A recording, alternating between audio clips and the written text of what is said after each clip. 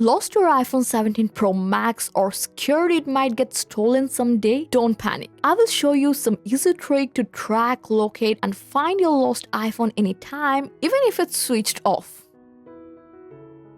So the first thing, you have to make sure your iPhone is fully trackable.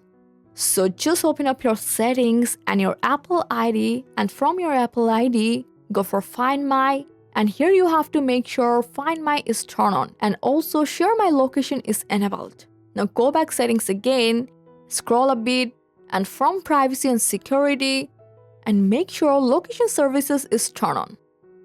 Next, back from here again, and from Face ID and passcode, enter your lock screen passcode. Then scroll down and ensure Stolen Device Protection is on, because this feature protects your data even if someone resets your phone. Once that's done, open the Find My app on your iPhone, and under Devices, you will see your iPhone's live location and other linked devices. And now the main part, the test. If your iPhone is lost, how you can track it? Let's test it together. So just grab another phone, tablet, or computer, then open any browser and search for icloud.com/find. Or computer and open icloud.com/find in Safari or any browser. Now sign in with your Apple ID used on the lost iPhone, and now you can view your iPhone lost location.